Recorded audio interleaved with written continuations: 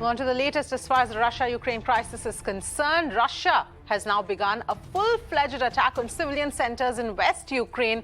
Last week, Russian missiles struck a military base close to the West Ukrainian city of Lviv. Lviv, remember, has been home to millions of Ukrainians displaced internally. But with the latest attack on the civilian airport at Lviv, refugees are now flooding into Poland and other NATO member countries, highlighting the desperation of the Russian military to step up attacks on western parts of the country. Ukraine's defense ministry has released figures of the enemy casualties, stating that over 14,000 Russian soldiers are dead, with the loss of over 450 tanks and over 200 aircraft. Well, let's get in a sense of what's happening on ground. Both my colleagues, Jonathan and Pradeep, are joining us on the broadcast here. Thank you, Jonathan and Pradeep, for joining us. Jonathan, you first, in terms of the latest information that we are getting, that Lviv is being targeted, the airport there is being targeted. Give us a sense of what's happening.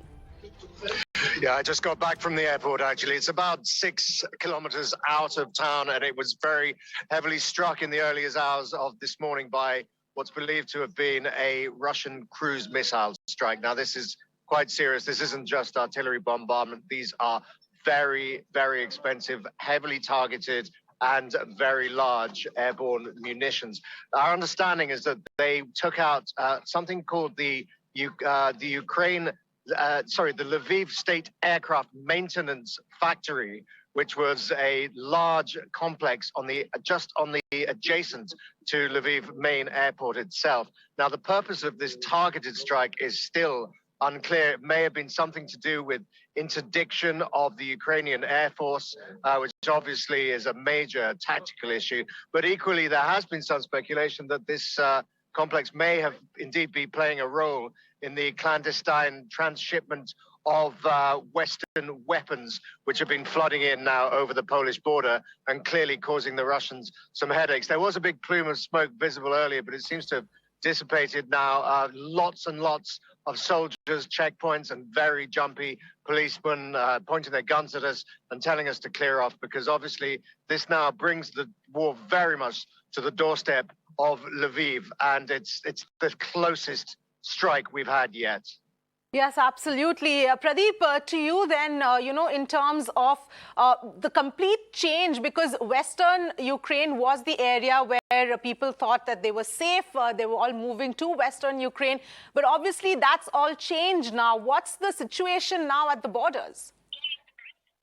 Yes, you're absolutely right. In fact, Liviv was considered to be a safe haven. That's one of the reasons that Liviv had been a transit point for most of the refugees. It was from here.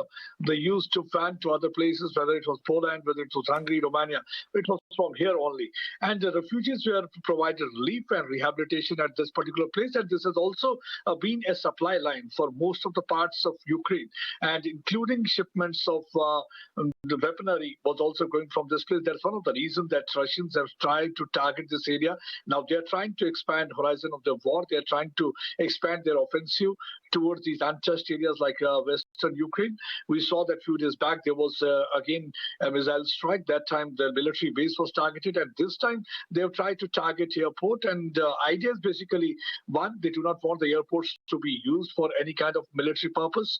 And the second thing is that they are trying to generate fear psychosis and also trying to disrupt supply line to other parts of Ukraine. And it's a really a matter of concern right now, I think, because if this thing is happening, it was from the Black Sea. The 4 missiles were fired. 2 of them, what the Liviv mayor has claimed, that 2 of them were brought down by the air defense system that has been provided to them by the Western countries. And the 2 hit, one of them hit this factory here where the aircraft started to be repaired, and another one hit somewhere else. But the only good thing was that as already air space is shut, so the air traffic is suspended, so there was no casualty. That's the only positive thing that has been there, because normally otherwise if you look at the Liviv airport from here, 50 flights States to different international destinations from here. So otherwise, it's a very busy airport, and it's considered to be the cultural capital. So they had been targeting the political capital. Now they're trying to target cultural capital of Ukraine also. So that's a matter of concern. What they are trying to do is they are trying to target civilians. They are trying to target communication network. They are trying to target air bases. They are trying to target military bases, and that way they are trying to expand horizon of war. Because on one hand, we have seen that there is a dialogue going on between the negotiators from Ukraine as well as Russia.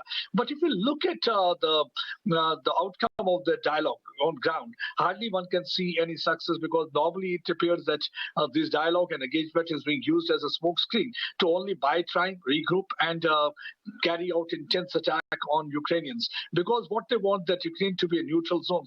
So far nobody has been able to understand what exactly the neutral zone they want, because that means they want regime change. They want that Ukrainian army should surrender, and Ukrainian army surrendering means that who is going to ensure their security. And second, they want a kind of an legal document where stating that no more that Ukraine will be part of NATO. It will not get the NATO membership. So they want that a NATO membership should not be there for Ukraine. So on the other hand, Ukraine is looking for ceasefire. They want more and more civilians to be evacuated. They want withdrawal of troops from the Russian side. But I don't think that withdrawal will be possible at this stage. We have seen that Russians haven't kept any of their promises. When initially, when there was intel inputs from the Western countries that there is going to be attack from the Russian side, they completely denied. Vladimir Putin said that he was not interested in any kind of attack. They are not going to do so. It is only being flagged by the Western country deliberately. That time he was busy attending Winter Olympics, and after that he said that we are going to withdraw our troops from many parts of the Ukraine, Belarus.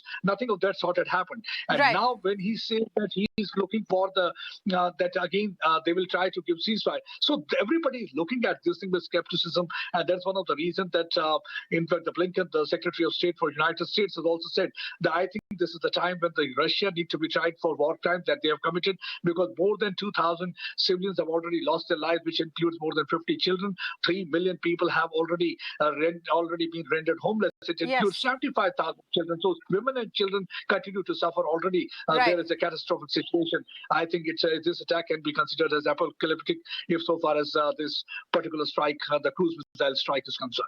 Yes, absolutely, Pradeep. Jonathan, can you also give us a quick roundup in terms of on the diplomatic front? Because it does seem that there's at one point there seems to be one step forward on the diplomatic front on talks, the silver lining that there could be some sort of an agreement.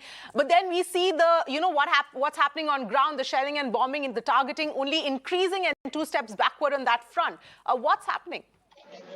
Well, these two elements always go hand in hand. Diplomatic talks during warfare always tend to go hand in hand with ongoing fighting. So that's not a particular surprise. I think what we need to bear in mind is that at the end of this 5th round of talks, there were certain positive signs. There was talk of this 15-point neutrality plan that Sergei Lavrov, indeed, the Russian foreign minister, says that he endorses. And that obviously includes massive demands such as full Russian military withdrawal in return for Ukrainian neutrality and withdrawal from any prospect of NATO membership. But I think Pradeep is absolutely right. You know, the Russians have often used diplomacy as a stalling tactic whilst they went on with their grisly business of bombing cities. And they may well be doing the same here. They did exactly the same in Syria, where the talks just went on and on and on, just as the bombing went on and on and on. And as we've seen in Mariupol over the last couple of days with this absolutely grisly airstrike on a theater housing more than 1,000 refugees, the death toll there is still unknown. I think it's pretty clear that Russia has no intention of stopping their military assault, regardless of what emerges from the negotiating table.